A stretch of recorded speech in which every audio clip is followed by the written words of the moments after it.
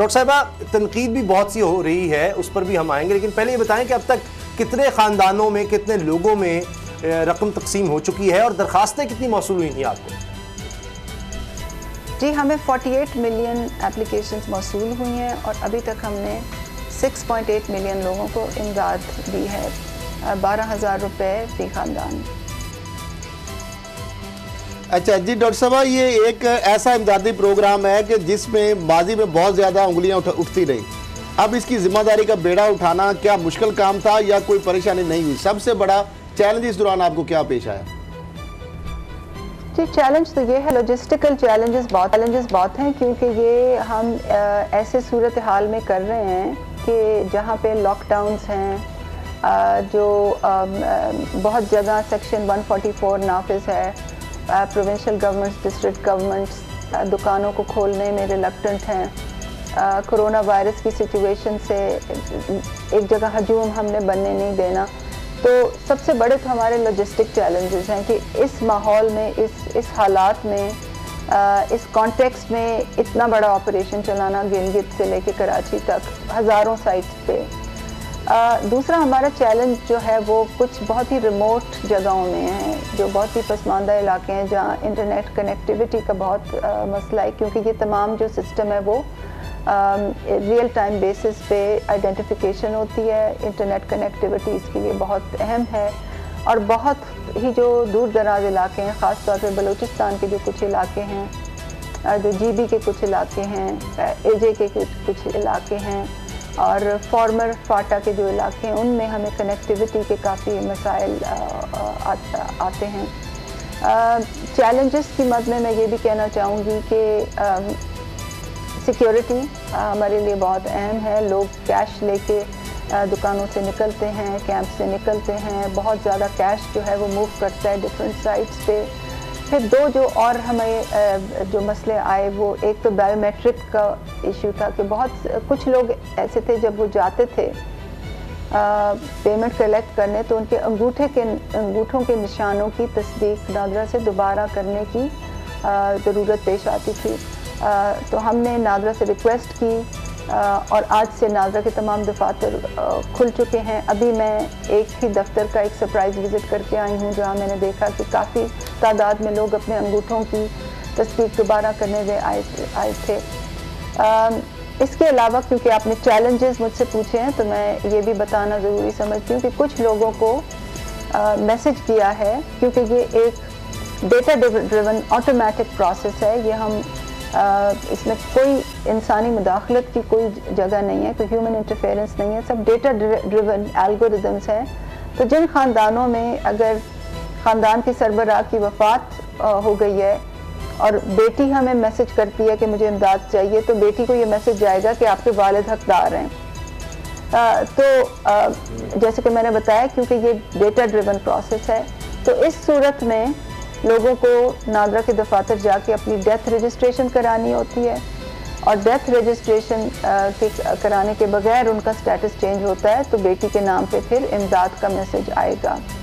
तो ये तमाम logistic challenges, systems related challenges, data driven messaging के जो चैलेंजेस जो हैं, वो जैसे जैसे आते जा रहे हैं, हम उनको on a real time basis उनका हल निकाल रहे हैं और साथ साथ लोगों को कम्युनिकेट भी करते हैं कि आपको जो मुश्किल पेश आ रही है उसका हल हुकूमत ने ये निकाला है।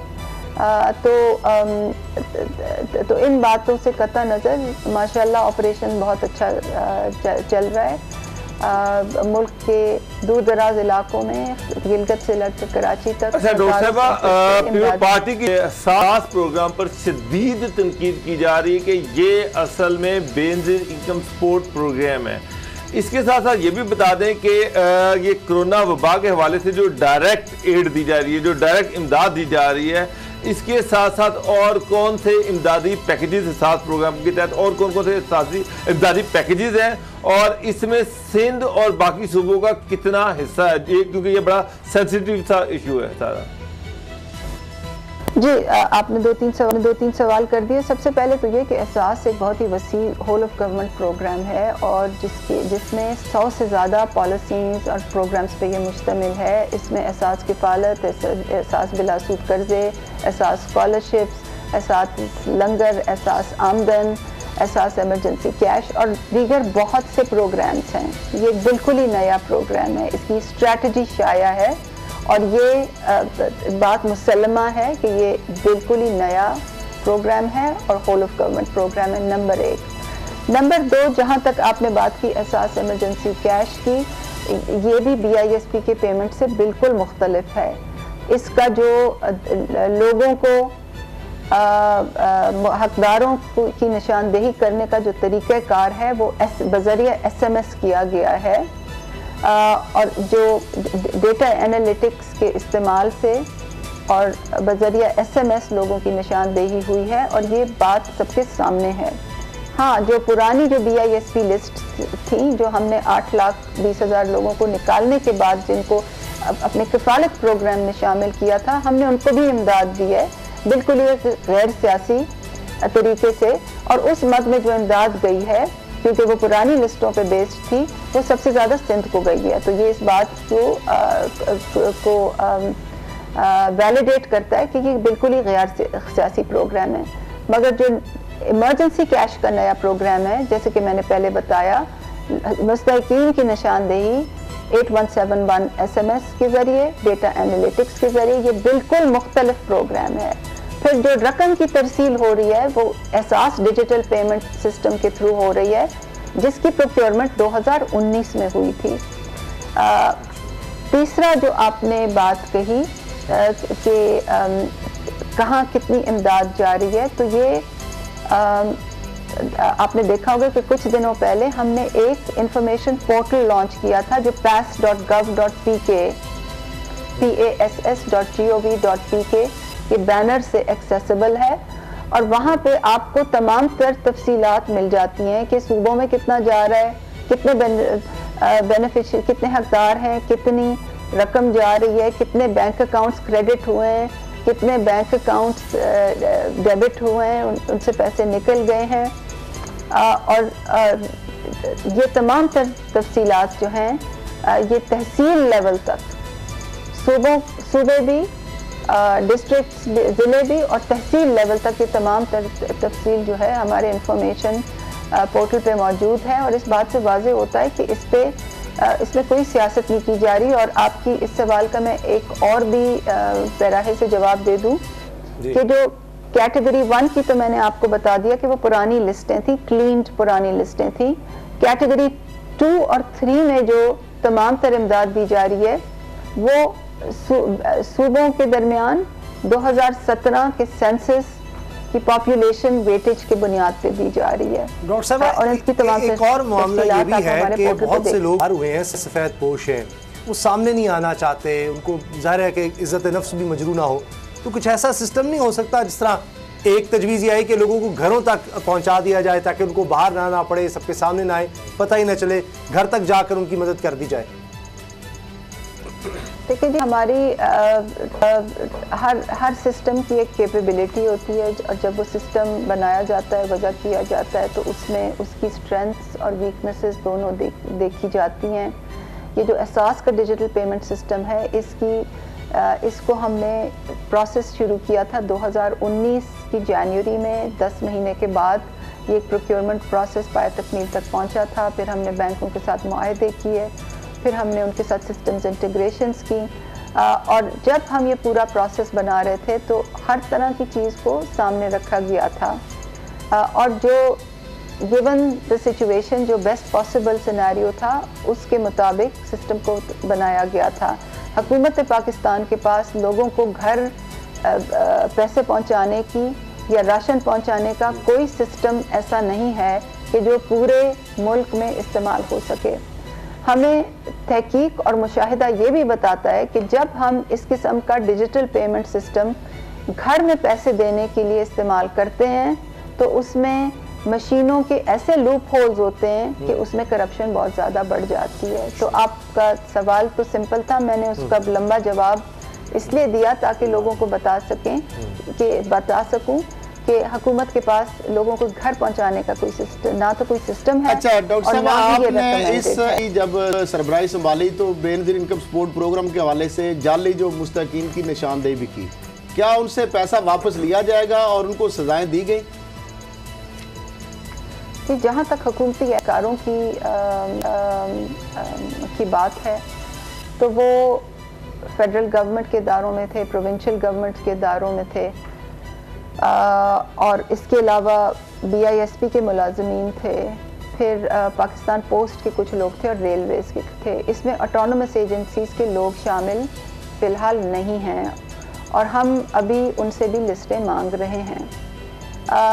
जहाँ तक आपके सवाल की बात है कि उनसे रिकवरीज हुई, डिसिप्लिनरी एक्शन क्या हुआ, तो जो सरकारी मुलाजमीन जो थे उनकी हमने इदारों को लिखा था कि ये आपकी लिस्टें हैं, ये वो लोग हैं जो सिस्टम को अब्यूज़ कर रहे हैं, आप उनके डिसिप्लिनरी एक्शन किया भी है।